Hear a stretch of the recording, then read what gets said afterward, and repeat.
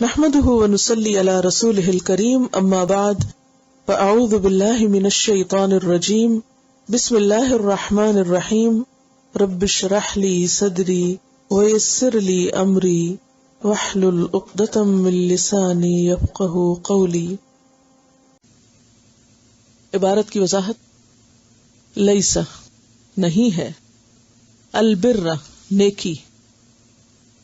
بر کا لفظ بے رے سے ہے، یہ لفظ بر سے، بر کا لفظ بر سے. بر کہتے ہیں جنگل کو، خشکی بھی ٹھیک. تو جنگل عموماً وسیع ہوتے ہیں، چھوٹی جگہوں پہ جنگل نہیں بنتے، تو ان کی وسعت کے اعتبار سے پھر بر میں بھی نیکی کی وسعت کا جو کانسیپٹ ہے وہ شامل ہے. وسیع نیکی، بہت بڑی نیکی. اور ویسے اس کا معنی ہوتا ہے حق پورا کرنا. جیسے ایک پیغمبر کے بارے میں آتا ہے وَبَرًّا بِوَالِدَيْهِ، وہ کیا تھے؟ جی ہاں، یحییٰ علیہ السلام، کہ وہ اپنے والدین کے ساتھ نیکی کرنے والے تھے، یعنی حق پورا دینے والے تھے. تو بر کا کیا معنی ہوا پھر؟ حق پورا دینا، یعنی پورا حق دینا کسی کو. ان یہ کہ تولو کا لفظ کس سے ہے؟ واو لام یہ روٹ ہے، اور تولا کا لفظ پیچھے پڑ چکے. وجوہکم اپنے چہرے، وجوہ کا لفظ جو ہے وجہ کی جمع ہے، وجہ چہرے کو کہتے ہیں. تو یہاں صرف چہرہ مراد نہیں، ڈائریکشن اور توجہ کا لفظ بھی آپ دیکھیے تو اس کا روٹ بھی کیا ہے؟ واو جیم ہے، وجہ. قبلہ پیچھے آپ قبلہ پڑھ چکے ہیں، اس سے ملتا جلتا لفظ. قبل المشرق، مشرق شین ر قاف پیچھے پڑھ چکے ہیں. والمغرب، اور مغرب غین ر بے غرب اسی سے ہے. اور یہاں پر مشرق و مغرب کا لفظ کیوں استعمال کیا گیا؟ دو وجوہات کی بنا پر. ایک وجہ تو یہ ہے کہ ہم جب ڈائریکشن کی بات کرتے ہیں تو عموماً مشرق مغرب زیادہ استعمال کرتے ہیں، زیادہ نون ہے. اگر اس وقت میں آپ سے پوچھو شمال کدھر ہے، شمال آپ کے کس طرف ہوتا ہے، رائٹ پہ ہوتا ہے یا لیفٹ پہ ہوتا ہے؟ اگر آپ سورج جدھر سے نکلتا ہے ادھر منہ کریں تو آپ تھوڑی دیر کے لیے سوچیں گے. یعنی ساؤتھ نارتھ جو ہے اس کی نسبت ایسٹ ویسٹ زیادہ کامنلی یوزڈ ہے اور مانوس بھی ہیں آپ اس سے، تو آسان زبان میں بات کی گئی. دوسری ایک وجہ یہ ہے کہ پیچھے چونکہ قبلے کی بات ہوئی اور آپ کو پہلے بتایا گیا تھا کہ یہود اور نصارہ دونوں اگرچہ ایک جانب رخ کر کے نماز پڑھتے تھے، لیکن اس میں بھی انہوں نے الگ الگ حصے بانٹے ہوئے تھے. نصارہ مشرق کی جانب اور یہود مغرب کی جانب کو اپنی سمت کہتے تھے، بیت المقدس کی. ولیکن لیکن البر نیکی، یعنی نیکی صرف یہ نہیں ہے کہ تم کسی خاص ڈائریکشن یا کسی خاص جگہ پر مقید ہو کے رہ جاؤ، بلکہ نیکی کیا ہے؟ نیکی ہے، اور اگر آپ دیکھیں بر کا معنی حق پورا دینا، یعنی صرف کسی ایک خاص ڈائریکشن میں منہ کر لینے سے حق پورا نہیں ہو جاتا، دین کے تقاضے پورے نہیں ہو جاتے. صرف ایک ہی چیز کا ہو کر رہ جانے سے پوری ذمہ داریاں ادا نہیں ہوتی، بلکہ اس کے لیے کیا ضروری ہے کہ انسان کچھ اور بھی کرے. تو وہ کیا کرے؟ وَلَٰكِنَّ الْبِرَّ، من جو کوئی، آمنا ایمان لایا، باللہ اللہ پر. ایمان کا کیا لفظی معنی ہوتا ہے؟ مان جانا. لیکن ایمان کے بعد جب صلہ بے آتا ہے نا، یہ آگے آ رہا ہے نا باللہ، تو اس میں تصدیق بھی آتی ہے، اطمینان بھی آتا ہے، استقرار بھی آتا ہے، یعنی پختگی کی طرف اشارہ ہے، یعنی پکا ایمان جسے کہتے ہیں نا، اصلی ایمان. والیوم الآخر، اور یوم آخرت کیا مراد ہے؟ قیامت کا دن. والملائکہ، ملک کی جمع فرشتے. والکتاب، کتاب یہاں بطور اسم جنس کے استعمال ہوئے. اسم جنس کون سا ہوتا ہے؟ ایک ہوتا ہے اسم اور ایک ہوتا ہے اسم جنس، یعنی اس میں واحد، جمع، مذکر، مؤنث سب ہی مراد لیے جا سکتے ہیں، یعنی پوری جنس کو کور کرتا ہے.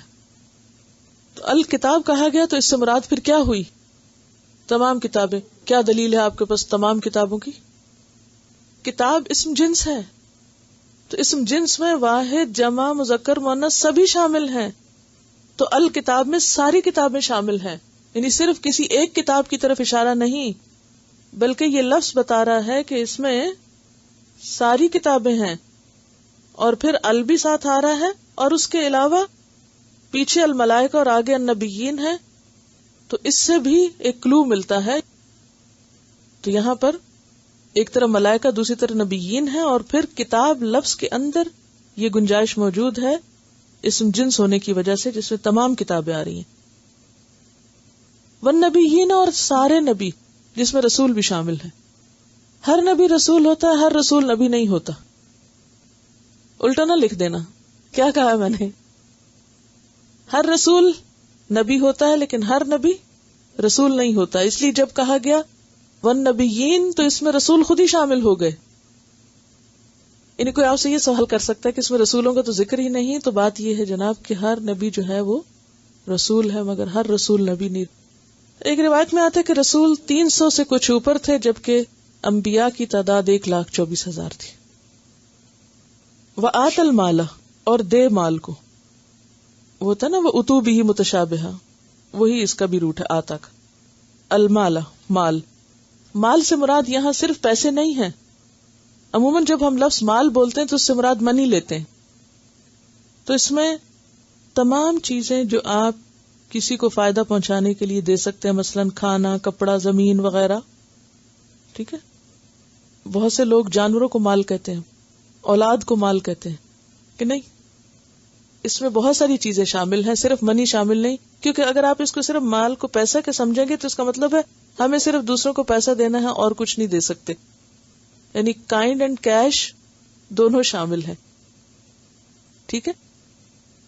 اسی طرح جانوروں کو بھی مال مویشی کہتے ہیں. سنا وہی لفظ مال مویشی؟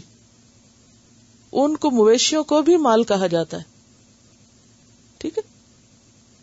تو کھانا، کپڑا، زمین، ان سب چیزوں کے لیے مال کا لفظ استعمال ہوتا ہے. تو جب یہ کہا جائے گا کہ وہ مال دیتے ہیں یا دیں، تو اس سے مراد جو بھی وہ خود استعمال کرتے ہیں اس میں سے دوسروں کو فائدہ پہنچاتے.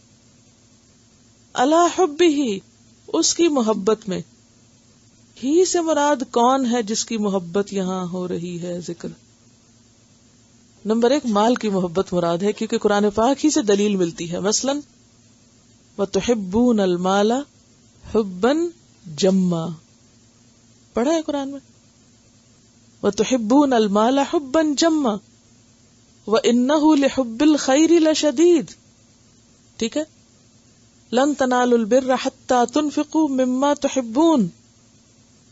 تو حب ہی سے مراد پھر مال ہی کی محبت مراد ہے. اور سیکنڈری طور پر کہا جا سکتا ہے کہ اللہ کی محبت میں، ورنہ جنرلی بھی اگر آپ دیکھیں تو یہ سارے کام وہی کرے گا جس کو اللہ کی محبت ہوگی. تو اس لیے یہاں پر صرف آپ اللہ کی محبت کی بات نہیں کریں گے، بلکہ اصل بات کیا ہے کہ مال سے محبت رکھتے ہیں، اس کے باوجود اس کو دیتے ہیں. تو یہ زیادہ بڑی بات ہے نا. کس کس کو دیتے ہیں؟ ذوی القربہ. زوی کیا چیز ہے؟ زوی جو ہے زو سے ہے، حرف ہے بیسیکلی، ذال و زو. زو کی جمع الو بھی ہوتی ہے، جیسے آگے اولو الالباب آپ پڑھیں گے. ٹھیک ہے. زو کا مطلب ہوتا ہے والا، اور الو کا مطلب بھی کیا ہوتا ہے؟ والا. تو زو کی جمع الو بھی ہوتی ہے اور زبونہ بھی ہوتی ہے.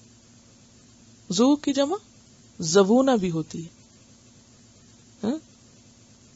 زال واو واو نون زبونہ. اور زبینہ بھی ہوتی ہے، زبونہ بھی ہوتا ہے اور زبینہ بھی ہوتا ہے.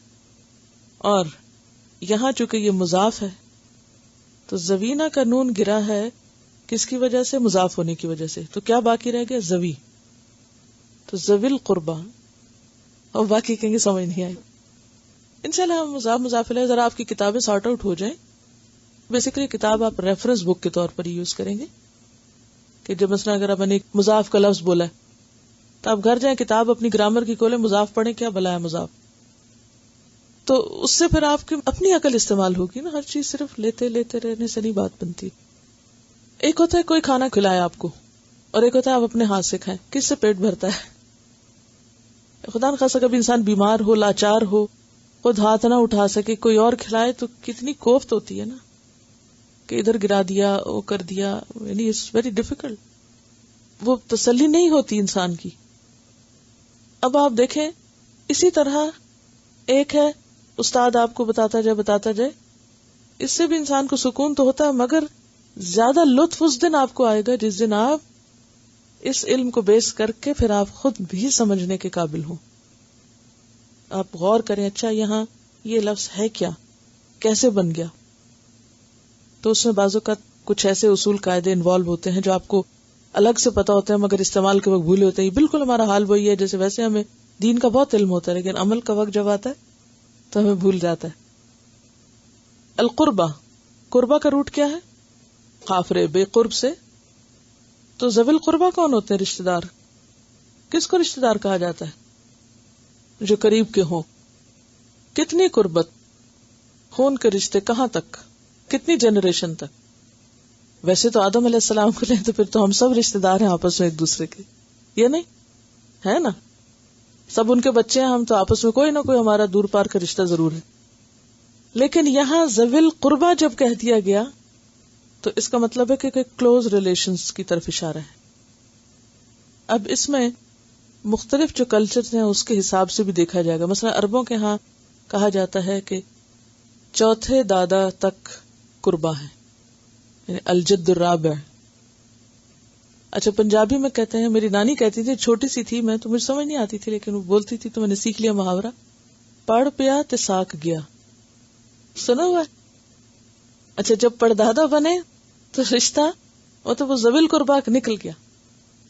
اس وقت الحمدللہ ہماری 4 جنریشن موجود ہے, میرا نواسا بھی ہے اور میری نانی بھی موجود ہے. اب وہ ہم سوچتے ہیں کہ یہ میرے نواسے کی میری نانی سے کیا رشتہ بنتا ہے, پر نانی کا ہی بنتا ہے نا.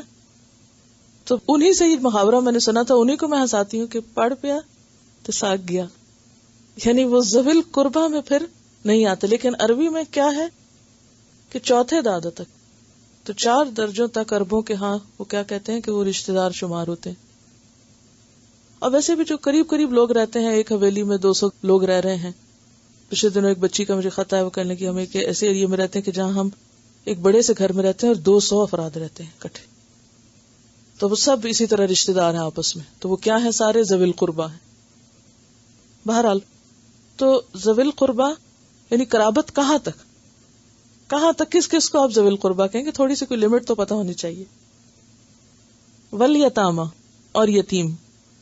یتیم کی جمع یتامہ.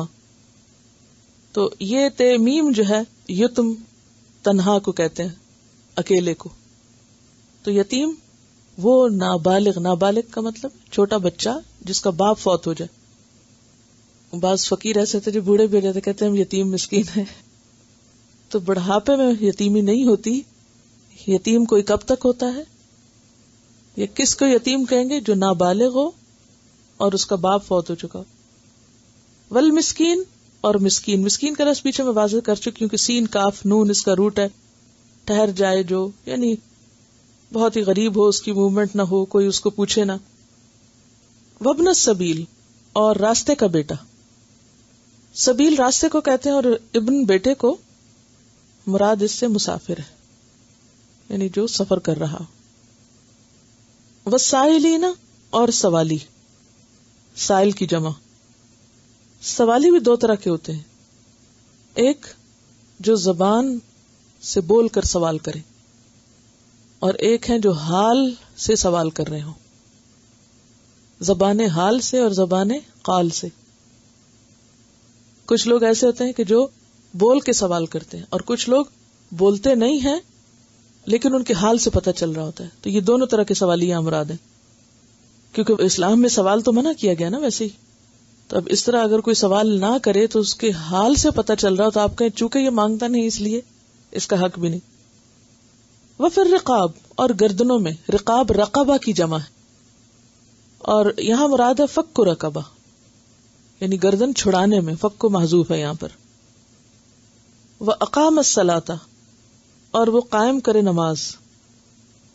صلاۃ کا لفظی معنی تو دعا ہے، تو نماز کب ہوتی ہے؟ جب وہ قائم کی جاتی. اسی لیے آپ دیکھیں گے کہ جہاں بھی لفظ صلاۃ آتا ہے تو اس کے ساتھ اقامہ کا لفظ آتا ہے.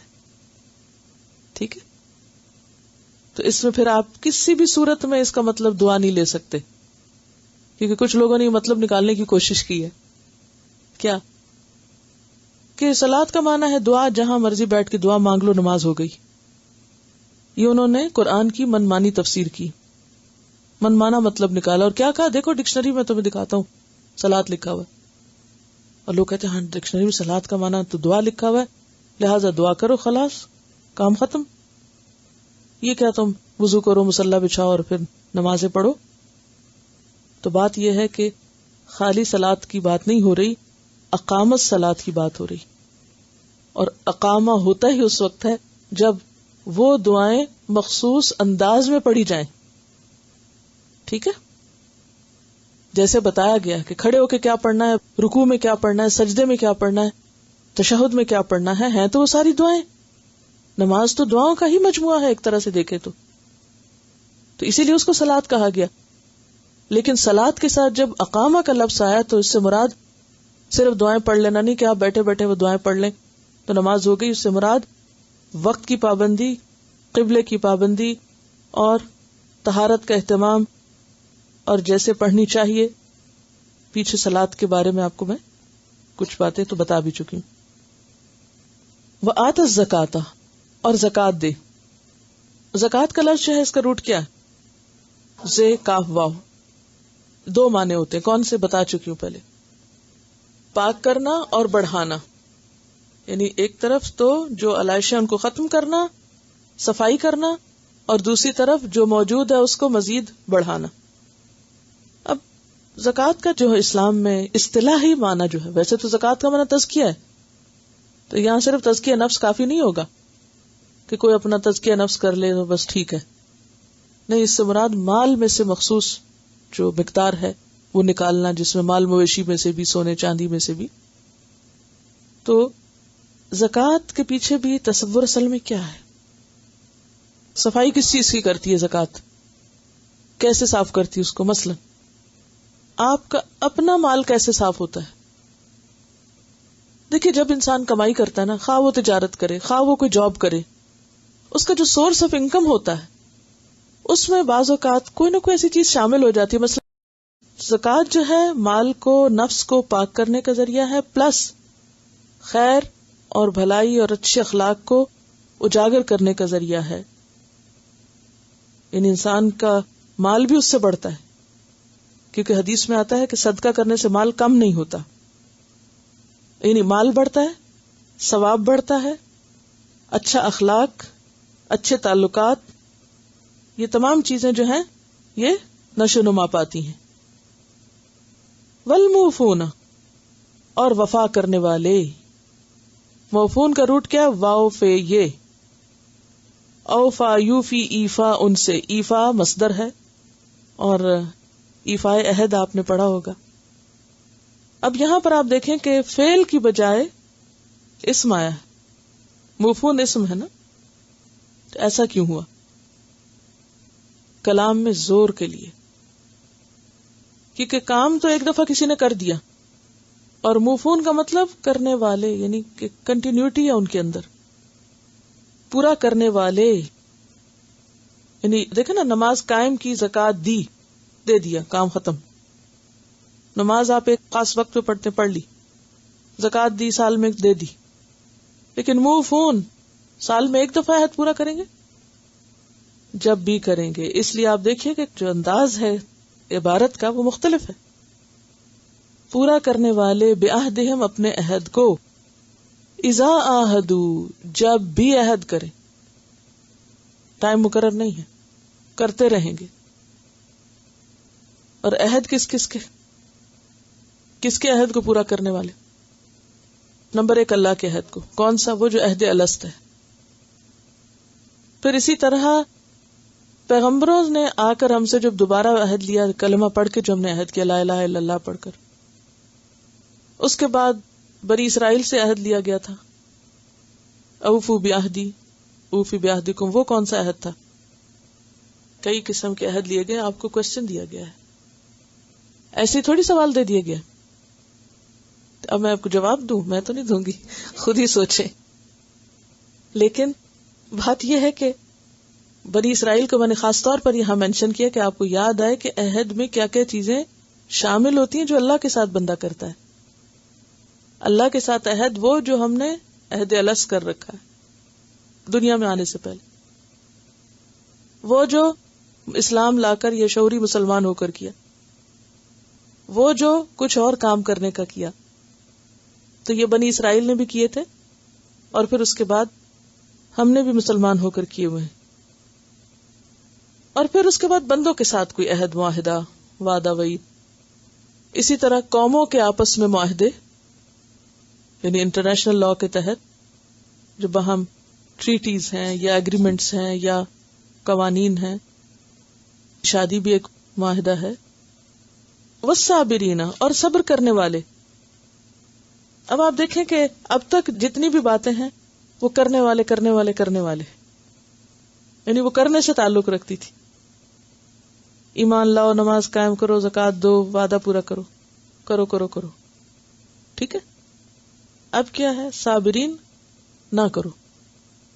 صبر کا کیا مطلب؟ تو روک لینا اپنے آپ۔ اب ایک اور انداز ہے، صابرین صبر کرنے والے یعنی اپنے آپ کو روک لینے والے۔ اور پیچھے آپ پڑھ چکے ہیں کہ صبر کا معنی کیا ہے، کس سے روکنا؟ شکوے سے، واویلے سے۔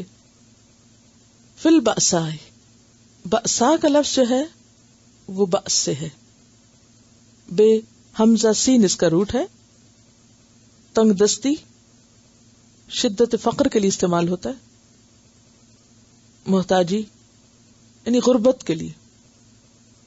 بؤس کس کو کہتے ہیں؟ غربت، فقر، محتاجی، بھوک، اور پھر جسمانی تکلیف کے لیے بھی۔ دوسرا ہے درا۔ درا کا لفظ ہے نا دواد رے رے سے، درر۔ درر کس کو کہتے ہیں؟ نقصان کو، نقصان۔ اور کس چیز ہے نقصان؟ مال، جان۔ وَلَنَبْلُوَنَّكُمْ بِشَيْءٍ مِّنَ الْخَوْفِ وَالْجُوعِ وَنَقْصٍ، ٹھیک ہے نا؟ تو وہ نقص من الاموال والانفس والثمرات، ٹھیک ہے۔ تو یہاں ذرا کا معنی کیا؟ نقصان۔ بیماری کے لیے بھی لفظ استعمال ہوتا ہے، لیکن ذہنی بیماری کے لیے۔ بأسا جسمانی بیماری اور ذرا ذہنی اذیت، اس میں صبر کرتے ہیں، یعنی جو باتیں ان کو اریٹیٹ کرتی اور جو ان کے جسم میں تکلیف ہوتی ہے، کوئی درد، کوئی اور بخار وغیرہ۔ وحین البأس، حینا کا لفظ جو ہے اس کی جمع ہے احیان، وقت، زمانہ، مدت۔ البأس، بأس کہتے ہیں جسمانی اور ذہنی تکلیف کا مجموعہ، اور اس کا معنی عموماً جنگ کیا جاتا ہے۔ حین البأس، جنگ کے وقت، کیونکہ جنگ میں یہ دونوں چیزیں ہوتی ہیں نا۔ کون سی؟ جسمانی، مالی، ذہنی، سب تکلیفیں آ جاتی ہیں۔ لیکن قرآن پاک میں لفظ بأس کو قتال یعنی جنگ کے معنی میں استعمال کیا گیا ہے۔ سورۃ الاحزاب میں آتا ہے وَلَا يَأْتُونَ الْبَأْسَ إِلَّا قَلِيلًا، تو اس لیے ہم ترجمہ جنگ کرتے ہیں، جسمانی ذہنی اذیت نہیں کرتے۔ تو اس میں صبر کرنے والے سے کیا مراد ہے؟ مثلاً اگر کسی کو فقر ہے تو وہ اس کا صبر کیا ہے؟ ایک شخص غریب ہے، اس کے پاس مال نہیں، اس کا صبر کیا ہوگا؟ وہ غلط طریقوں سے مال نہیں حاصل کرے گا، اسے چوری نہیں شروع کر دے گا، یا دھوکہ نہیں دے گا، یا خیانت نہیں کرے گا، یہ اس کا صبر ہے۔ مثلا کوئی غریب شخص کسی جگہ کام کرتا رہے، اس کے پاس مواقع ہیں چوری کر کے گھر چیز لانے کے، تو وہ نہیں کر رہا۔ وہ کیا کر رہا ہے؟ دیکھ کے بھی صبر کر رہا ہے۔ دوسرے کھا رہے ہیں اور وہ سامنے کھڑا ہے اور دیکھ رہا ہے اور صبر کر رہا ہے، یہ اس کا صبر ہے۔ اور بیمار کا صبر کیا ہے؟ اگر ہم اس کا معنی جسمانی بیماری لیں، بأسا کا،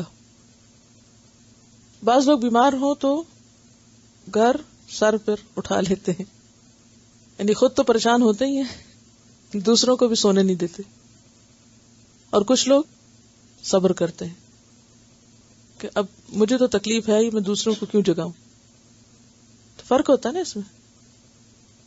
اچھا، اب اگر میں مینشن نہ کروں، خالی باسا سے گزر جاؤں، تو آپ اس کو ریلیٹ نہیں کر سکتے، اپنی عملی زندگی میں نہیں لا سکتے. وَالدَّرَّا، نقصان. نقصان کس کا؟ جیسے مال کا، کوئی چیز چوری ہو گئی، یا کوئی ٹوٹ گئی، یا کوئی ہاتھ سے چلی گئی، تو اس وقت کیا نہیں کرتے؟ شکوہ شکایت اور یعنی واویلا اور ناروا باتیں. کسی کا نقصان ہو جائے نا مال کا، عموماً اس میں بے صبری پتہ کیا ہوتی ہے؟ جلدی ججمنٹس پاس کرنا. فلاں نے لی ہوگی، ایمان کیا صحیح ہے، مال گیا ایمان گیا. عموماً آپ دیکھیں اس چیز سے خود کو روک لینا فوری فتوے سے. چوری ہوئی تو بے صبری کیا ہے؟ میرے خیال میں فلاں کا کام ہے، اور تھوڑی دیر بعد اپنی چیزوں میں سے نکل آئے. تو یہ بے صبری کی نا ہم نے فوراً فیصلہ کرنے کی. اسی طرح ذہنی اذیت. ذہنی اذیت میں کیا چیزیں شامل ہیں؟ یعنی بعض لوگوں کا رویہ ایسا ہوتا ہے نا جو آپ کو بہت اریٹیٹ کرتا ہے. مینٹل ٹارچر کا آپ شکار رہتے ہیں. مثلا بعض لوگوں کا طنزیہ انداز، ہر بات میں طنز کرنا، تو اریٹیٹ کرتا ہے نا. اور کس سے اریٹیشن ہوتی؟ بار بار ایک ہی سوال کرنا، بار بار ایک ہی بات کرنا. بعض لوگ دوسرے کو کچھ نہیں سمجھتے، جاہل، لا علم، اور ڈیگریڈ کرتے رہتے ہیں. جی، تو یہ ساری چیزیں ذہنی اذیت کا سبب بنتی ہیں. یا کوئی مذاق اڑائے آپ کا، یا کوئی تانا دے آپ کو، تو یہ چیزیں بھی درا میں شامل ہیں، ذہنی اذیتیں. تو اس میں وہ کیا کرتے ہیں؟ صبر کرتے ہیں. وہ کیسے؟ تانے کا جواب تانے سے نہیں، مذاق کا جواب منہ چڑھانے سے نہیں. یہ تو بچپن ہوتا ہے نا، بچوں کا کام ہوتا ہے. ایک مذاق اڑایا تو دوسرے کو جواب نہیں آ رہا، تو وہ اور کچھ نہیں کرے گا تو منہ چڑھانا شروع کر دے گا. تو اب بچوں کو تو چلو ٹھیک ہے، معاف کیا جاتا ہے، مگر بڑے ہو کر بھی یہی کچھ کرتے رہنا کیا ہے؟ یہ بچپنا ہے، اممیچیور ہونا ہے، بے صبرا پن. وحین الباس، اور جنگ کے وقت. جنگ کے وقت صبر کیا ہے؟ یعنی یہ پہلی بات ہے کہ میدان جنگ کے اندر جم کے کام کرنا. پھر یہ کہ اگر فتح مل گئی ہے تو اکڑنا نہیں.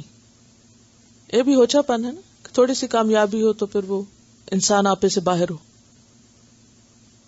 اور اگر ناکامی ہو تو اس پہ مایوس نہیں ہونا. بأسا جسمانی تکلیف، درا ذہنی تکلیف. بأس جنگ، دونوں کا مجموعہ. ٹھیک ہے. لیکن جیسا کہ آپ کو معلوم ہے کہ عربی میں بعض اوقات ایک لفظ کے بہت وسیع معنی ہوتے، کئی معنی بنتے ہیں. ان کا آپس میں کچھ لنک ہوتا ہے، مگر استعمال میں الگ الگ لفظ ہوتے ہیں. تو وہ کیا ہے کہ بأسا جس میں فقر و فاقہ اور بیماری وغیرہ، اور درا جس میں مالی نقصان وغیرہ اور ذہنی اذیتیں، اور بأس اس میں مال بھی جاتا ہے، جانیں بھی جاتی ہیں. اور آپ نے دیکھا ہوگا کہ جنگ میں جو لوگ مرے نہ بھی، یا ان کا مالی نقصان نہ بھی ہو، مثلا ان کا علاقہ سیف رہا، کوئی مالی جانی نقصان نہیں بھی، تو آپ نے دیکھا ہوگا کہ ذہنی طور پر یعنی جتنی بھی وارز ہوئی ہیں ان کے اگر آپ بعد کے نتائج، آفٹر ایفیکٹس دیکھیں تو وہ بعضوں کے جسمانی سے زیادہ ذہنی بھی ہوتے ہیں. اولئک الذین صدقوا، اولئک یہی وہ لوگ ہیں، الذین وہ لوگ، صدقوا جنہوں نے سچ کہا. اب آپ دیکھیں بر سے بات شروع ہوئی، سچ پہ ختم ہوئی. یہ سچے لوگ ہیں، ان کے ایمان کا دعویٰ سچا ہے. ایک حدیث میں آتا ہے ان الصدق یہدی الی البر، سچائی جو ہے وہ کدھر لے جاتی ہے؟ نیکی کی طرف. جو سچا ہوگا اس پر یہ ساری نیکی کے دروازے کھل جائیں گے. جو اپنے ایمان کے دعوے میں سچا ہوگا وہ وسیع پیمانے پہ نیکی کر سکے گا، جیسے یہاں ساری قسموں کا ذکر ہے. وَأُولَئِكَ هُمُ الْمُتَّقُونَ، اور یہی لوگ متقی ہیں. متقی یعنی تقوی والے ہیں. جیسے کہا گیا نا تعاونوا علی البر والتقوی، تو بر اور تقوی کا باہم تعلق ہے. جو بر کرے گا وہی متقی ہوگا. اور یہ کتاب کس کو فائدہ دیتی؟ متقی لوگوں کو. اعوذ باللہ من الشیطان الرجیم، بسم اللہ الرحمن الرحیم. دوسرے جز کے شروع میں ہم نے تحویل قبلہ کے بارے میں آیات پڑھی تھی، اور ان آیات کی تکرار بھی تھی. بار بار تاکید کی گئی کہ نماز کے وقت اپنا رخ مسجد حرام کی طرف کر لو، اور ایسا کرنا ہے بھی اہم. نماز کے قبول ہونے کی شرائط میں سے ایک شرط بھی ہے. لیکن اس کے ساتھ ساتھ یہ بات بھی سمجھا دی گئی کہ صرف کسی ایک رخ کو فالو کر لینے سے بات نہیں بنے گی، کیونکہ قبلے کی طرف رخ کرنا ایک ریچول بھی ہے. تو دین صرف ریچولز کو فالو کرنے کا نام نہیں. جب تک کہ انسان اللہ کو نہ پہچانے، اپنا سب کچھ اسی کو نہ سمجھے، اور جو کچھ اس نے کہا ہے اس پر عمل نہ کرے، اور وہ چیزیں اس کی عملی زندگی میں جب تک نہ آئیں تو محض ظاہریت سے بات نہیں بنے گی. اسی طرح ہم نے یہ بھی پڑھا کہ یہود و نصارہ نے بھی، گویا پچھلی امتوں نے بھی اپنے لیے کچھ رخ مقرر کر رکھے تھے. یہود نے اپنا قبلہ مغرب کی جانب بنا رکھا تھا، جبکہ نصارہ نے مشرق کی جانب، اور ان میں سے ہر ایک یہ سمجھتا تھا کہ وہی حق پر ہے اور دوسرا حق پر نہیں ہے. تو یہاں پر حق پر ہونے، نیکی پر ہونے کا مفہوم بتایا جا رہا ہے کہ نیکی اصل میں کس کی نیکی ہے، نیک کون ہے، کون سے کام نیکی میں شامل ہوتے ہیں. کیا صرف کسی ایک مخصوص قبلے کو تھام لینا ہی نیکی ہے، یا پھر اس کے علاوہ کچھ اور کام بھی ہیں جو حقیقی نیکی میں شمار ہوتے ہیں. تو یہ کہنے کو تو ایک آیت ہے، لیکن یہ آیت اسلام کی ایک جامع اور شامل تصویر پیش کرتی. یعنی اگر کوئی شخص صرف اس ایک آیت کو پڑھ لے تو اسے سمجھ میں آ جائے گا کہ اسلام کیا ہے، اسلام کس چیز کا سبق دیتا ہے. فرمایا لیس البر، نیکی یہ نہیں، رائٹیسنس یہ نہیں، ان تولوا وجوہکم قبل المشرق والمغرب، کہ تم اپنے چہروں کو مشرق یا مغرب کی طرف کر لو. یہاں صرف 2 ڈائریکشنز کا ذکر کیا گیا ہے، کیونکہ زیادہ تر یہی مشہور ہے. جب کسی ڈائریکشن کی بات کرنا ہوتی ہے تو مشرق و مغرب کو مینشن کیا جاتا ہے، شمال جنوب سیکنڈری ہوتے ہیں. اور ویسے بھی یہ 2 سمتیں اہل کتاب کے ہاں مقدس تھیں. تو بتایا یہ جا رہا ہے کہ صرف کسی ایک ڈائریکشن کو مقدس نہ سمجھو. مقدس کا معنی آتا ہے قابل احترام، یعنی صرف اپنا رخ کسی ایک طرف کر لینے سے بات نہیں بنے گی. وَلَكِنَّ الْبِرَّ، لیکن حقیقی نیکی یہ ہے، من آمن، جو ایمان لایا. یہاں تھوڑا سا جملہ سمجھنے میں توجہ کیجئے. اگر لفظی ترجمہ کریں تو بات نہیں بنتی، لیکن نیکی یہ ہے جو ایمان لایا، تو ہونا کیا چاہیے؟ لیکن نیکی اس کی نیکی ہے جو ایمان لایا. تو اس کو 3 طرح سے انٹرپریٹ کیا گیا. نمبر 1، نیکی اس کی نیکی ہے جو ایمان لایا. دوسرے یہ کہا گیا ہے کہ یہاں بر جو ہے مصدر ہے، اور مصدر بمعنی فاعل ہے. یعنی بر مصدر ہے لیکن فاعل کا معنی دے رہا ہے. یہ ایسے ہی ہے جیسے کسی عادل کو آپ عدل کہہ دیں تو اس سے مزید تاکید ہو جاتی. عادل کون ہوتا ہے؟ کس کے وزن پر ہے؟ فاعل کے، عدل کرنے والا. لیکن اگر کسی عدل کرنے والے کو آپ عدل کہہ دیں، عدل ہے انصاف، چیف جسٹس جیسے آپ کہتے ہیں، تو اس سے کیا پتہ چلتا ہے؟ سمبل آف جسٹس، یعنی وہ ایک سمبل بن جاتا ہے اور اس کی خاص اہمیت کی وجہ سے یہ نام دیا جاتا ہے. چلیے آپ یوں سمجھیے کہ جیسے کسی بہادر کو آپ شیر کہہ دیتے، تو وہ شیر ہوتا تو نہیں، لیکن شیر کیوں کہتے ہیں؟ اس کی شدید بہادری کی وجہ سے. تو اسی طرح نیک شخص کو نیکی کہہ دینا کیا ہے؟ وہ تو سراپا نیکی ہے. ہم کہتے نہیں اردو میں وہ سراپا نور ہے، سراپا نیکی ہے.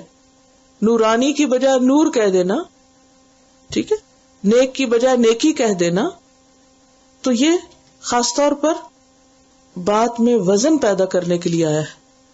تیسری چیز یہ کہ بر سے مراد مؤمن ہے، یعنی مبالغے کے لیے۔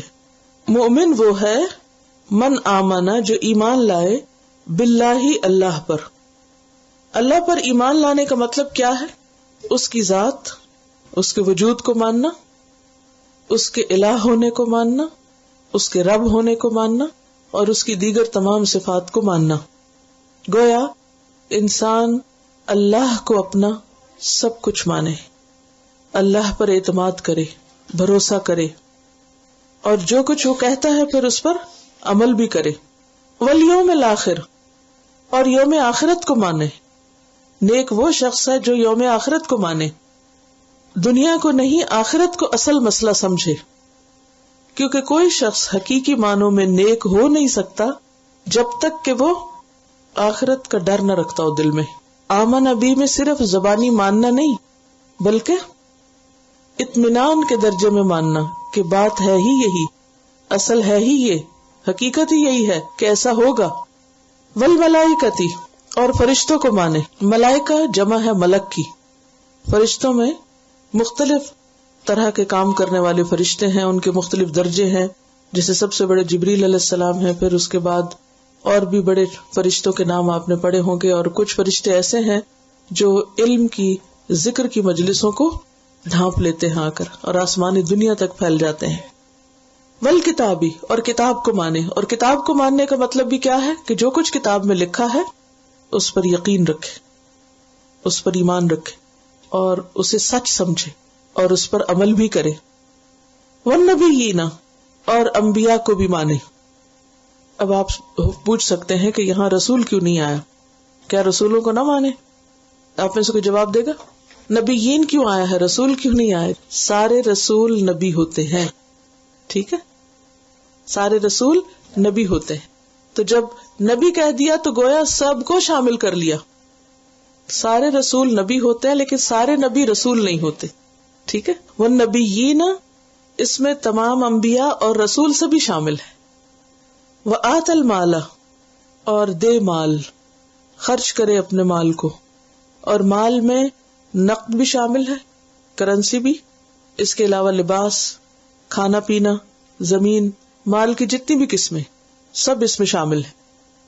اسی لیے ویلتھ کا لفظ استعمال کیا۔ ویلتھ کس کس چیز پہ اپلائی کرتی؟ ویلتھ کا ورڈ کس پہ اپلائی کرتا ہے؟ ہر چیز پہ، زمین، جائیداد، کھانا پینا، لباس، جو کچھ بھی آپ اون کرتے ہیں وہ ساری آپ کی ویلتھ ہے، تو اس کو خرچ کرے، صرف اپنے لیے نہ رکھ دے، صرف سمیٹتا ہی نہ رہے، جمع ہی نہ کرتا رہے، بلکہ آگے بھی دے۔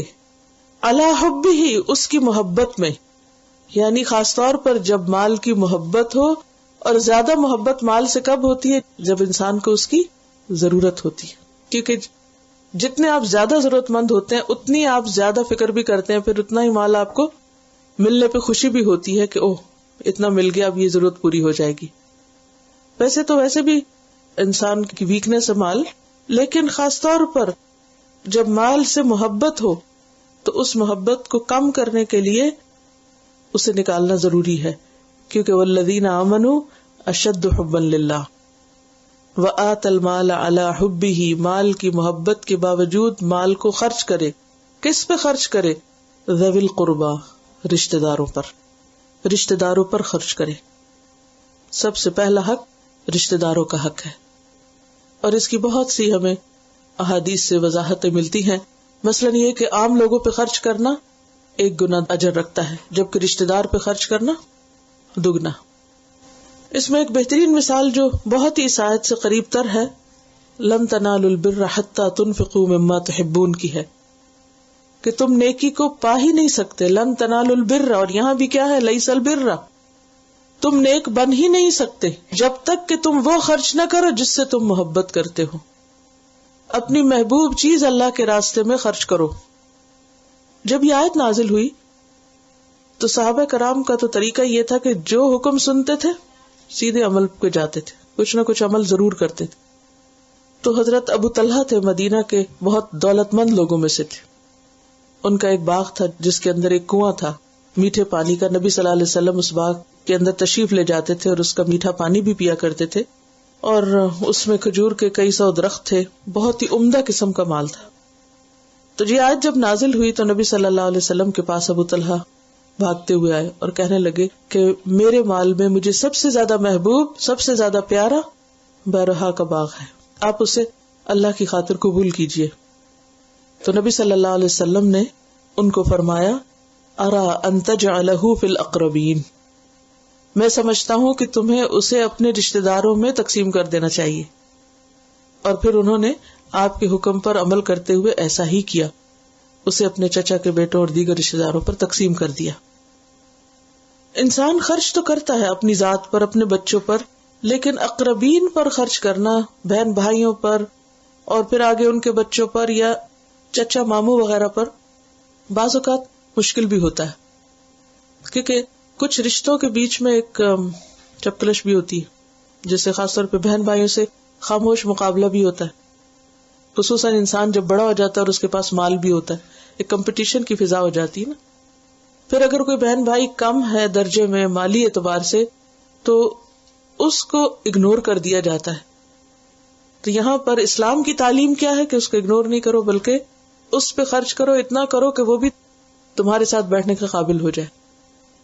عموماً رشتہ داروں میں ناراضگیاں کیوں ہو جاتی ہیں؟ اسی قسم کی جیلسی سے. ایک کو یہ شکوہ ہوتا ہے وہ مجھے کچھ سمجھتا نہیں، دوسرا یہ کہتا ہے کہ وہ اپنے آپ کو بڑا کچھ سمجھتا ہے، اور اس قسم کی باتیں. تو ان ساری حسد اور عداوت کی قسموں کو ختم کرنے کے لیے کیا کہا گیا کہ جن کے پاس مال ہے وہ اپنا مال اپنے رشتہ داروں کے اندر تقسیم کرے، اور اس وقت ہی نہیں صرف جب کہ ان کے پاس سپیئر ہو، اس وقت بھی جب انہیں خود بھی ضرورت ہو اس وقت بھی خرچ کریں، اور اس مال کی محبت بھی دل میں ہو. کیونکہ جب انسان کسی چیز سے محبت کرتا ہے اور پھر اس چیز کو اللہ کے راستے میں دیتا ہے تو اس کے نتیجے میں اللہ کی محبت نصیب ہوتی. والیتامی اور یتیموں پر، یعنی خاص طور پر یتیموں کا حق ہے. اب یہاں ایک سوال یہ پیدا ہوتا ہے کہ ایک طرف رشتہ دار ہیں، ایک طرف یتیم ہے، کس کو دے کس کو نہ دے، کیا کریں گے آپ؟ عام حالات میں تو ضرورت مند رشتہ دار کو آپ پریفرنس دیں گے اور اس کے بعد یتیم کو دیں گے. لیکن بعض اوقات ایسا ہوتا ہے کہ رشتہ داروں کے پاس ہے سب کچھ، ٹھیک ہے، اپنا کھاتے پیتے، لیکن آپ کسی ایسے یتیم کو جانتے ہیں کہ جس کے حالات بہت خراب ہیں، تو پھر رشتہ داروں کو بائی پاس کر کے آپ یتیم کو پہلے دے سکتے ہیں. یعنی اس میں ہارڈ اینڈ فاسٹ رول نہیں. عام حالات میں تو ترتیب یہی ہے، لیکن ضرورت کے وقت ترتیب بدل بھی جائے تو بدلنے میں حرج کوئی گناہ کی بات نہیں. لیکن بہرحال رشتہ داروں پہ خرچ کرنا اجر و ثواب کا باعث. ایک حدیث میں آتا ہے 1 دینار وہ ہے جو تم اللہ کے راستے میں خرچ کرتے ہو، ایک وہ جو مسکین کو دیتے ہو، ایک وہ جو رشتہ دار کو دیتے. ان میں سب سے زیادہ اجر و ثواب اس دینار پر ہے جو تم رشتہ دار کو دیتے ہو.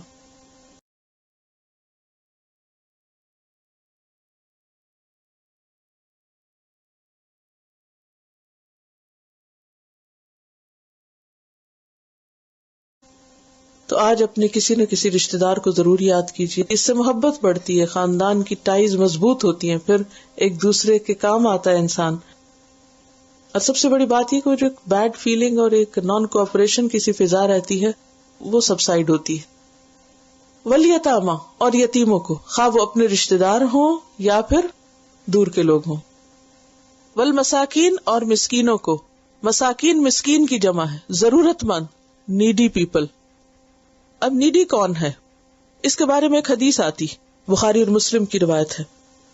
نبی صلی اللہ علیہ وسلم نے فرمایا مسکین صرف وہ نہیں جو مانگتے پھرتے ہوں، مسکین وہ نہیں جو ہاتھ پھیلائیں اور ایک ایک یا 2 کھجوریں یا روٹی کے لقمے لیتے جائیں، بلکہ مسکین وہ بھی ہیں جن کے پاس اتنا نہیں کہ ان کے سب کام نکل جائیں، ان کی ساری ضروریات پوری ہو جائیں، اور نہ وہ اپنی حالت ایسی بنائیں جس سے لوگوں کو علم ہو جائے تاکہ کوئی انہیں کچھ دے. تو کیا کرائیٹیریا مسکین کا؟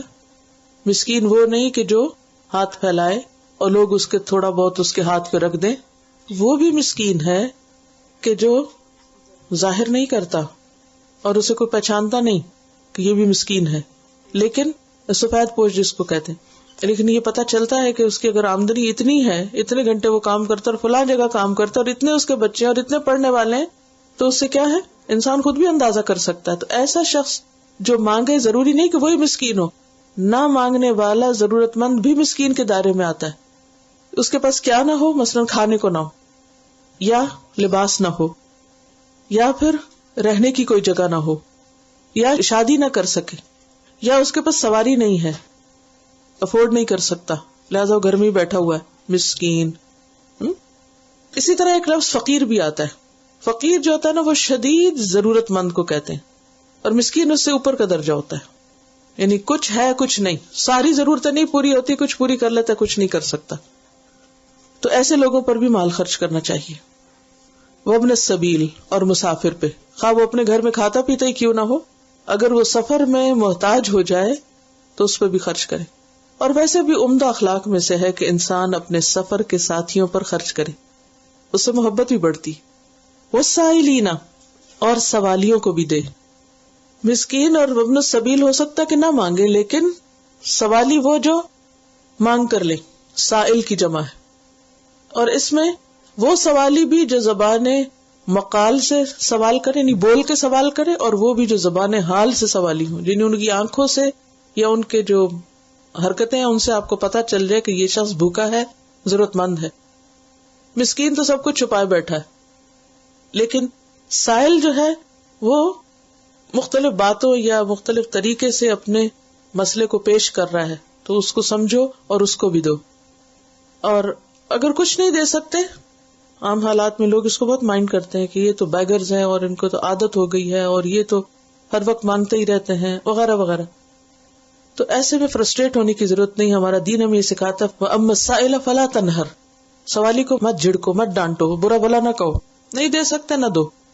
قَوْلٌ مَعْرُوفٌ وَمَغْفِرَةٌ خَيْرٌ مِّن صَدَقَةٍ يَتْبَعُهَا أَذًى، اچھی بات کر دینا، بھلی بات، میٹھا بول دینا. وَمَغْفِرَةٌ، معاف کر دینا، اگنور کر دینا، یا کسی کی جو اریٹیٹ کرنے والی چیز ہے اس پہ آگے سے کچھ نہ کہنا، یہ اس صدقے سے بہتر ہے جس کے پیچھے اذیت ہو کہ انسان دے بھی اور ساتھ بولتا بھی چلا جائے اور ساتھ باتیں بھی سناتا جائے. تو والسائلین، سوال کرنے والے. لیکن یہ یاد رکھیے کہ سوال کرنا ناپسندیدہ ہے، خاص طور پر وہ سوالی جو اپنا مال بڑھانے کے لیے سوال کرے، یعنی ہے اور پھر مانگے چلے جا رہا ہے. حدیث میں آتا ہے من سأل الناس اموالہم تکثرا، جو لوگوں سے ان کا مال مانگے اس لیے کہ اپنے مال میں زیادتی کر لے، کثرت حاصل کر لے، فإنما يسأل جمرا، تو وہ آگ کے انگارے مانگتا ہے. فلیستقل او لیستکثر، چاہیے کہ اس کی مرضی ہے تھوڑے اکٹھے کرے یا زیادہ اکٹھے کرے. یعنی اتنا زیادہ ناپسندیدہ ہے سوال، جبکہ انسان کے پاس ہو لیکن اپنا خرچ نہ کرے، کیا کرے؟ دوسرے سے لے کے خرچ کرے، تاکہ اپنا مال جمع رہے، وہ زیادہ بڑھتا رہے، اور مانگ تانگ کے گزارا کرے. ایسے بھی لوگ ہوتے ہیں نا جن کے پاس بہت ہوتا ہے لیکن وہ اپنے مال کو ہاتھ نہیں لگاتے، تو یہ بھی ناپسندیدہ ہے. والسائلین وفی الرقاب، اور گردنوں میں. گردنوں میں سے کیا مراد ہے؟ گردنیں چھڑانے میں. فک الرقاب ہے اصل میں، فق یہاں محذوف ہے. فا کیا؟ رقاب، رقبہ، رقبہ کہتے گردن کو، اور گردن چھڑانے سے مراد غلام آزاد کرانا یا کسی کو مصیبت سے چھڑانا، کسی کا رینسم پے کرنا، یا کوئی کسی مصیبت میں آ گیا ہے یا کہیں پکڑا گیا ہے تو اس کی بیل کرنے کے لیے یا کسی بھی طرح کسی کی آزادی کے لیے کوشش کرنا اور اس میں مال دینا. وَأَقَامَ الصَّلَاةَ، اور نماز قائم کرے. نماز قائم کرنے میں، قائم کرنے سے مراد کیا ہے؟ اقامہ کا لفظ جو ہے نا وہ قیام سے، قیام کا مطلب سیدھا کرنا، یعنی درست طریقے سے پڑھنا مراد ہے. اور درست طریقے سے کیسے پڑھی جاتی ہے؟ جیسے نبی صلی اللہ علیہ وسلم نے پڑھی. آپ نے فرمایا صلو کما رأیتمونی اصلی، ایسے نماز پڑھو جیسے مجھے دیکھتے کہ میں پڑھتا ہوں. اور اس میں فرض اور نفل سب شامل ہے. وآت الزکاۃ، اور زکات دے. یہاں فرض زکات کی طرف اب اشارہ ہے کیونکہ نفل کہاں ہو چکا، یہ جو پیچھے آت المالا ہے، یہ جو آت المالا علی حبہ ذوی القربى والیتامى والمساکین، یہ سب نفلی صدقات ہیں. خاص طور پر ان کو زکات بھی دی جا سکتی ہے بوقت ضرورت، جب ویسے مال نہ ہو انسان کے پاس، لیکن زکوٰۃ کا انتظار نہیں کرنا چاہیے. زکوٰۃ اور زکوٰۃ کے علاوہ بھی دے, لیکن زکوٰۃ جو ہے وہ مستحق کو ہی دی جا سکتی ہے. زکوٰۃ مسلمانوں کا مال ہوتا ہے جو مسلمانوں پر ہی خرچ ہوتا ہے, اور نان مسلمس کو نہیں دیا جاتا. اور زکوٰۃ کے جو مصارف ہیں کون مستحق ہے, اس کی تفصیل آگے انشاءاللہ قرآن مجید میں بھی آئے گی اور احادیث سے بھی ہمیں پتہ چلتی ہے. تو یہ بھی ایک بہت ہی اہم چیز ہے اور دین کا حصہ ہے. دین کے جو 5 پلرز ہیں ان میں سے ایک پلر ہے. اور کیا کرے, والموفون بعہدہم, اور وہ پورا کرنے والے ہیں اپنے وعدوں کو. کون؟ نیک لوگ. اب یہاں آپ دیکھیں کہ پہلے سنگولر کا صیغہ تھا, آمنا, آتا, اقاما, اور پھر آتا الزکات, اور پھر اس کے بعد والموفون بعہدہم جمع کا صیغہ آ گیا. اور وہ پورا کرنے والے ہیں, فل کرنے والے ہیں اپنے عہد کو. یعنی پوری مسلم سوسائٹی جو ہے اس کے اندر یہ کلچر ہونا چاہیے کہ وہ اپنی کمٹمنٹس کو نبھائیں, کیونکہ باقی کام تو آپ انڈیویجولی بھی کر سکتے ہیں. ایمان لانا اور اسی طرح مال دینا, یہ سب کام آپ اپنے ذاتی طور پر, انفرادی طور پر, پرسنل کر سکتے. لیکن موفون بعہد, عہد جب آپ کرتے ہیں تو دوسرا خود بخود اس میں بن جاتا ہے, یعنی دو طرفہ ہوتا ہے. اور پھر عہد یا اللہ سے کیا جاتا ہے یا بندوں سے کیا جاتا ہے. تو عہد کسی سے بھی آپ کریں, خواہ اللہ سے کریں یا بندوں سے کریں, اس کو پورا کرنا لازم ہے. حضرت انس کہتے ہیں کہ نبی صلی اللہ علیہ وسلم کا کوئی خطبہ ایسا نہیں جو میں نے سنا اور اس میں آپ نے یہ بات نہ فرمائی ہو, لا ایمان لمن لا امانۃ لہ ولا دین لمن لا عہد لہ. اس شخص کا ایمان نہیں جس کے اندر امانت نہیں, اور اس کا کوئی دین ہی نہیں جس کے اندر عہد کی پابندی نہیں. تو عہد کی پابندی دیندار ہونے کی نشانی ہے, علامت ہے. والموفون بعہدہم اذا عاہدوا والصابرین, اور صبر کرنے والے. کس کی جمع ہے یہ؟ صابر کی جمع, پیشنٹ. اب دیکھیے کہ ابھی تک تو ساری دینے کی باتیں تھی, یہ کرو یہ کرو یہ کرو, لیکن صبر جو ہے لینے کی ہے. کیا لینا ہوتا ہے صبر میں؟ دوسروں کی طرف سے آئی ہوئی تکلیف دہ باتوں کو سہ لینا. اب تک دینے کی بات تھی اور صابرین میں لینے کی بات ہے, اور لینے میں کوئی خوشگوار چیز نہیں ہے, بہت بھاری چیز ہے جس کا بوجھ اٹھانے کے لیے کہا جا رہا ہے. اور وہ کیا ہے کہ جب انسان کو کوئی مشکل پیش آئے تو اس وقت وہ اپنے آپ کو سنبھالے. صبر کا لفظی معنی عربی میں ہوتا ہے حبس. حبس کس کو کہتے ہیں؟ حبس گھٹن کو نہیں, حبس کا مطلب ہوتا ہے روک لینا. جب ہوا رک جاتی ہے نا تو اس کو حبس کہتے ہیں. وہ مخصوص ٹرم ہے, لیکن حبس کا مطلب ہوتا ہے کسی کو روک لینا. تو یہاں صابر کون ہوتا ہے؟ جو اپنے نفس کو روک لے. کس سے؟ نیگیٹو ری ایکشن سے, حال دعائی کرنے سے, چیخنے چلانے سے, غلط باتیں زبان سے نکالنے سے. والصابرین, اور صبر کی ضرورت کب پیش آتی ہے؟ فی البأساء, جب کوئی جسمانی تکلیف ہو, جیسے کوئی بیماری ہو, بھوک ہو. کیونکہ پیچھے اللہ تعالیٰ نے فرمایا تھا نا, وَلَنَبْلُوَنَّكُمْ بِشَيْءٍ مِنَ الْخَوْفِ وَالْجُوعِ وَنَقْصٍ مِنَ الْأَمْوَالِ وَالْأَنفُسِ وَالثَّمَرَاتِ وَبَشِّرِ الصَّابِرِينَ الَّذِينَ إِذَا أَصَابَتْهُمْ مُصِيبَةٌ قَالُوا إِنَّا لِلَّهِ وَإِنَّا إِلَيْهِ رَاجِعُونَ. تو یہی مطلب ہے یہاں وَالصَّابِرِينَ فِي الْبَأْسَاءِ. جب کوئی انہیں جسمانی تکلیف ہوتی ہے, غربت لاحق ہوتی ہے, مال ختم ہو جاتا ہے, جان چلی جاتی ہے, کوئی تنگی ہوتی ہے, اس وقت وہ کیا کرتے ہیں؟ صبر کا مظاہرہ کرتے ہیں. وَالضَّرَّاءِ, اور دیگر ہارڈ شپس میں بھی وہ صبر کرتے ہیں. جیسے کوئی ذہنی ٹارچر ہے, کوئی تکلیف ہے, کسی کی طرف سے کوئی ایسی باتیں سننے کو مل رہی ہیں جو انسان کا دل چیر کے رکھ دیتی ہیں. تو ایسے تمام مواقع پر کس چیز کی ضرورت ہے؟ اپنے آپ کو تھام لینے کی, روکنے کی, صبر کرنے کی. وحین البأس, اور جنگ کے وقت. جنگ کا وقت ایسا وقت ہوتا ہے کہ جو سب سے زیادہ صبر کا تقاضا کرتا ہے, کیونکہ اس میں انسان کو جسمانی تکلیف بھی ہوتی ہے, ذہنی تکلیف بھی ہوتی ہے, خوف بھی ہوتا ہے, جان بھی جاتی ہے, مال بھی جاتی ہے. وہ جو ساری قسمیں ہم نے پڑھی تھی نا پیچھے کہ کس کس چیز سے اللہ آزمائے گا, وَلَنَبْلُوَنَّكُمْ بِشَيْءٍ مِنَ الْخَوْفِ. تو جنگ میں کیا ہوتا ہے؟ خوف بھی ہوتا ہے. وَالْجُوعِ, بھوک بھی ہوتی ہے. وَنَقْصٍ مِنَ الْأَمْوَالِ, بزنس بھی نہیں ہوتے, مال کم ہو جاتے. وَالْأَنفُسِ, جانیں بھی جاتی ہیں. والثمرات، پھل بھی تباہ ہوتے ہیں، ایکسپورٹ امپورٹ بھی ختم ہو جاتی ہے. تو یہ پیک کا وقت ہوتا ہے صبر کرنے کا. وحین البأس، اور پھر خاص طور پر جو لوگ خود جنگ میں شریک ہو، یعنی جنگ کر رہے ہوں، تو ان کو اور بھی صبر کی ضرورت ہوتی ہے، کیونکہ انہوں نے اپنی جان ہتھیلی پہ رکھی ہوتی ہے. اس وقت انسان اگر بھاگ نکلے یا یہ کہ شور ہنگامہ کر دے. آپ دیکھیں کہ مثلاً اگر ایک جنگ میں ایک فوج جو ہے کہیں کھڑی ہے صف باندھ کے، اب تو خیر نوعیت بدل گئی ہے، لیکن جس دور میں قرآن مجید نازل ہوا تھا تو اس وقت تو فزیکلی لڑائیاں ہوتی تھی. تو اب اگر ایک صف بنی ہوئی ہے اور مقابلہ ہونے لگا اور ایک شخص رونا چلانا شروع کر دے تو نتیجہ کیا ہوگا؟ ساری فوج ڈی مورلائز ہو جائے گی، پینک ہی کریٹ ہو جائے گی، لوگ دشمن سے لڑنے کے بجائے اس کو سنبھالنا شروع کر. اسی وجہ سے عورتوں پہ جنگ فرض نہیں، جہاد فرض نہیں کیا، کیونکہ وہ بہتا خون نہیں دیکھ سکتی.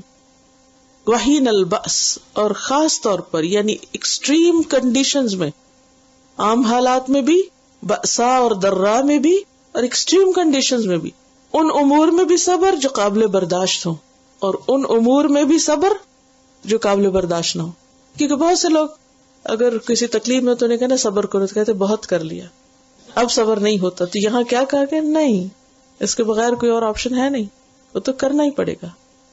صبر کے بغیر تو گزارے، کیونکہ انسان جتنی بھی بے صبری مچا لے کیا نتیجہ ہوگا؟ مسئلہ حل ہو جائے گا. جو فوت ہو گیا وہ زندہ ہو کے بیٹھ جائے گا آپ کے رونے سے، چلانے سے نہیں.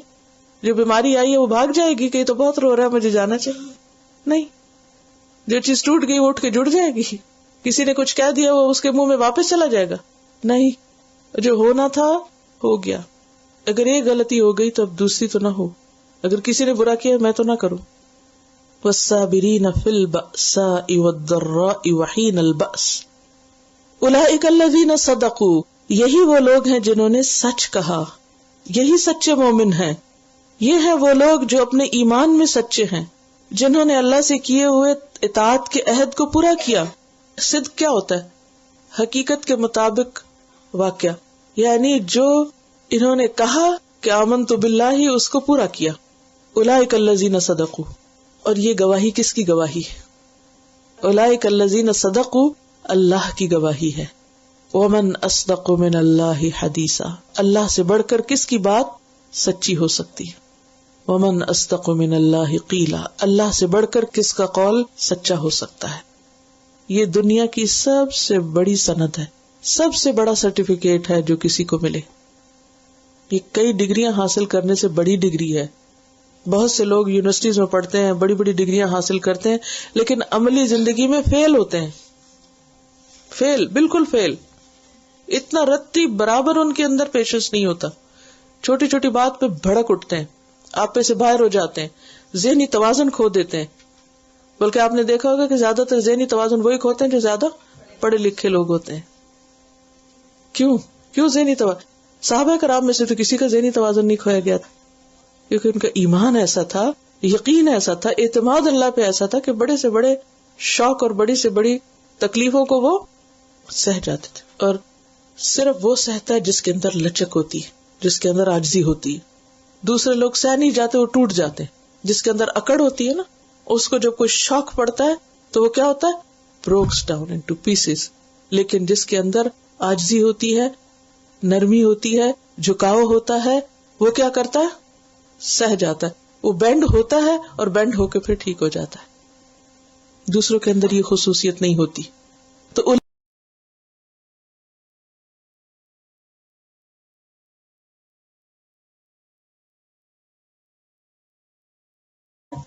وَأُولَئِكَ هُمُ الْمُتَّقُونَ، اور یہی لوگ ہیں جو دراصل متقی ہیں، جو تقوی والے ہیں، جو رائٹیس ہیں. تو بر کی بات ہوئی، صدق کی بات ہوئی، تقوی کی بات ہوئی. تو جو شخص نیک بننا چاہتا ہے اسے چاہیے کہ وہ ان احکامات پر عمل کرے، اور یہ ہو نہیں سکتا جب تک کہ اس کے اندر اللہ کا ڈر اور تقوی نہ ہو. تو ایک اینڈ پہ بر ہے، دوسرے پہ تقوی ہے، ان دونوں کے بیچ میں صدق ہے. جس کے اندر بر کا جذبہ ہوگا اور گاڈ فیئرنگ ہوگا، وہی دراصل اپنی باتوں میں سچا ہوگا، اپنے اعمال میں سچا ہوگا. اصل میں ہم لوگ کیا سمجھتے ہیں کہ کسی ایک گروپ کے ساتھ مل جانا، کوئی ایک اپنا نام رکھ لینا، کسی ایک ڈائریکشن میں چل پڑنا، بس یہی نیکی. صرف ریچولز کی ادائیگی کو نیکی سمجھ رکھا ہے. جبکہ یہاں پر آپ دیکھیں کہ ایمان کے فوراً بعد دینے کی بات آئی ہے، پھر نماز زکوٰۃ کی بات آئی ہے، اور پھر اس کے بعد عہد کی پابندی اور صبر وغیرہ. دیکھیے کہ ایمان اور تصدیق، ایمان کا معنی کیا ہے؟ تصدیق، کہ جو کہا اسے سچ کہنا، اسے سچا ماننا اور اس کے مطابق عمل کرنا. اس کو آپ ایک چھوٹی سی اگزامپل سے سمجھیے. آپ مثلاً ویدر نیوز سنتے گھر سے نکلنے سے پہلے سنتے ہیں، پھر کیا کرتے ہیں سن کے؟ گھر سے نکلتے وقت پھر کیا کرتے ہیں؟ اکارڈنگلی اپنا ڈریس اپ ہوتے ہیں، بندوبست کرتے ہیں نا. یہ جو آپ کا عمل ہے یہ دراصل آپ کی تصدیق ہے اس خبر کی جو ویدر فور کاسٹ پڑھ کر سنانے والے نے آپ کو خبر دی. تصدیق ہے نا. آپ نے اس کے مطابق فوراً اپنا عمل تبدیل کر لیا، اپنا لباس تبدیل کر لیا، پروگرام تبدیل کر لیا، کیا نا. اب آپ دیکھیے کہ اسی طرح اللہ کی طرف سے پیغمبر بھی ہمیں کچھ خبریں دیتے ہیں. نبی کا مطلب ہی کیا ہے؟ خبر دینے والا. انہوں نے ہمیں خبر دی، ہم نے خبر سن لی اور سننے کے بعد بھی ویسے کے تیسے ہی رہے جیسے خبر سننے سے پہلے تھے. کیا ہم نے تصدیق کی؟ کیا اس کو سچا مانا؟ تو پھر ایمان کا کیا مطلب ہوا؟ یہ تو پھر ویدر نیوز سن کے بھی آپ ہی کہہ سکتے ہیں، وہ کئی دفعہ غلط بھی ہو جاتا ہے، چھوڑو پر ان کی باتیں، ایسے ہی چلو. اور جو ایسا کرتے ہیں وہ نقصان اٹھاتے ہیں. تو ہم میں سے ہر ایک کو اپنے طور پر سوچنا چاہیے کہ ہم ایک پیغمبر کی بات کو کیا ویلیو دیتے ہیں، کتنا سچا سمجھتے ہیں، کتنا اس پر یقین کرتے ہیں، کتنا ہمارا اس پر اعتماد ہے اور کتنا اطمینان ہے کہ جو انہوں نے کہا ہے سچ کہا ہے. جب تک عمل نہ بدلے اس وقت تک ایمان صرف الفاظ کا نام ہے. اصل ایمان وہ ہے جو دل میں اترے اور عمل کو تبدیل کر دے. جب تک عمل نہیں بدلتا، بیہیویئر تبدیل نہیں ہوتا، عادتیں نہیں بدلتی، ہم اپنا مال خرچ کرنا نہیں شروع کرتے، یتیموں اور مسکینوں کی پرواہ نہیں کرتے، عہد کی پابندی نہیں اور صبر نہیں، تو پھر جو کہتے ہیں وہ سچ نہیں. اولئک الذین صدقوا، وہی ہیں جنہوں نے خبر سنی. اور جیسے مانا جسمانی تکلیف لیا جاتا ہے، اگر آپ کے سر میں درد ہو آپ کیا کرتے؟ دوا تو لیتے ہیں علاج کے لیے، وہ تو بہت اچھی بات ہے، لیکن درد کا اظہار کیسے کرتے ہیں؟ ہم سب اپنے اپنے رویے کو دیکھیں. بخار ہو گیا، کوئی تکلیف ہو گئی، کوئی درد ہو گیا. بعض لوگ بیماری کی حالت میں خود تو پریشان ہوتے ہیں، سارے گھر کو الٹا کر دیتے ہیں، چیخنا چلانا، ہائے دہائی، اوروں کو بھی ساتھ پریشان کر دیتے. کیا یہی ہے والصابرین فی البأساء؟ اسی طرح کسی نے کچھ کہہ دیا، ذہنی اذیت. ضراء کا ایک معنی کیا ہے؟ ذہنی اذیت. آپ کو کوئی بات بادر کر رہی ہے، اب آپ کا رویہ کیا ہونا چاہیے؟ مثلاً آپ کے شوہر نے آپ کو کچھ کہہ دیا، کسی بچے نے آپ کی بات نہیں مانی، کسی اور نے آپ کے ساتھ زیادتی کی، آپ کو بہت ذہنی تکلیف ہوئی، دلی تکلیف ہوئی، یا آپ ذہنی طور پر کسی اور مسئلے کا شکار ہیں، کوئی مالی پریشانی ہے یا کوئی اور آپ کی خواہش زندگی میں کوئی ڈریم نہیں پورا ہوا، دماغ جو ہے وہ کہیں بھی چین نہیں پا رہا. کیا کرتے ہیں؟ جہاں بیٹھتے ہیں غیبت، چغلی، رونا دھونا، شکوے شکایتیں، اس پہ غضبناک، اس پہ برسنا، شوہر کی بات کا غصہ بچوں پہ، بچوں کے ستانے کا شوہر پہ. کیا رویے ہوتے ہیں ہمارے. تو جب تک ہمارے رویے تبدیل نہیں ہوتے ہم اس کیٹیگری میں نہیں آ سکتے جن کو اللہ تعالیٰ سرٹیفکیٹ دے رہے ہیں. دیکھیے دنیا میں جب کسی کوئی یونیورسٹی پاس کر لیتا ہے، گریجویشن سیریمنی تھی، وہ دن لوگوں کے لیے عید سے کم نہیں ہوتا، کتنا خوش ہوتے ہیں. تو سوچئے جو لوگ ان چیزوں پر عمل کر کے اللہ کے حضور جائیں گے، اللہ تعالیٰ ان پر راضی ہوں گے اور یہ کہہ دیں گے اولئک الذین صدقوا، یہ ہیں سچے لوگ، یہ ہیں جنہوں نے اپنی بات سچ کر دکھائی. جب انہوں نے کہا کہ آمنت باللہ تو پورا کیا، اللہ کے وعدوں پہ یقین تھا ان کو کہ ایک کانٹا بھی چبھے گا تو اس پہ بھی اجر ہوگا. یہ سارے مشکل امتحان ہیں لیکن ناممکن نہیں ہے، ان کا اہتمام ضروری ہے. اور کوئی بات جو آپ نے تلاوت سنتے وقت محسوس کی ہو یا کوئی مثال دینا چاہیں، کوٹ کرنا چاہیں؟ ایک اور میرا سوال ہے، مثلا یہاں الکتاب کی بات ہے کہ کتاب پر ایمان رکھتے ہیں. عمومی طور پر ہم مسلمانوں کا کتاب کے ساتھ کیا رویہ ہے؟ جب کوئی فوت ہو جاتا ہے پھر سپارے بانٹ دیتے ہیں، جو آئے ان کو بھی بانٹ دیتے ہیں، جو گھر میں بیٹھے ان کو بھی فون پر بانٹ دیتے ہیں. تھوڑی دیر کے لیے سوچئے کہ مرنے والا مرنے کے بعد قبر میں ہے، اس کا امتحان ہو رہا ہے، اس کا ٹیسٹ ہے آگے، اور آپ کتاب ہدایت کو لوگوں میں تقسیم کر رہے ہیں کہ وہ پڑھ لیں. یہ بالکل ایسا ہی ہے جیسے آپ کے بچے کا امتحان ہو، آپ کے بچے کا امتحان ہو اور آپ اس کے سلیبس کی کتاب ٹکڑے ٹکڑے کر کے، اس کی جلد کھول کے، چیپٹر چیپٹر کر کے جو آپ کے گھر میں وزٹرز آئے ہیں ان سب کو ایک ایک چیپٹر پکڑا دیں, آپ کا بچہ امتحان میں پاس ہو جائے گا. ذالک الکتاب لا ریب فیہ ھدی للمتقین, اور ہم نے اس کو مردوں کی کتاب بنا دی, جب کوئی فوت ہو جائے تو باقی لوگ اس کو پڑھ لیں. اس میں تو ہماری توجہ ہے, اور اس کا جو امتحان ہو رہا ہے اس کا کیا بنے گا, اس کو اپنی زندگی میں جو کیا وہ کام آئے گا, کیونکہ مرنے کے بعد باقی چیزیں پیچھے رہ جاتی ہیں, آپ کے عمل ساتھ اترتے ہیں قبر میں, اور پیچھے والوں کی دعائیں, دعا ہم پڑھتے نہیں اس کے لیے. اب اگر آپ بیٹھ کے یہ پڑھ رہے ہیں, اس سے مرنے والے کو کیا فائدہ ہوگا؟ یہ سارے کام تو زندگی میں کرنے کے ہیں, یہ مرنے کے بعد کوئی کر سکتا ہے؟ اس آیت پہ عمل کوئی مرنے کے بعد کر سکتا ہے؟ کچھ بھی نہیں کر سکتا. تو آپ پڑھیں بھی تو اس کو کیا فائدہ ہوگا؟ وہ تو آپ کو فائدہ ہوگا کہ آپ کا سبق دہرایا جا رہا ہے کہ ہاں یہ کرنے کا کام ہے, اور پھر بھی اگر ہم نہ کریں تو کہاں کھڑے ہوں گے.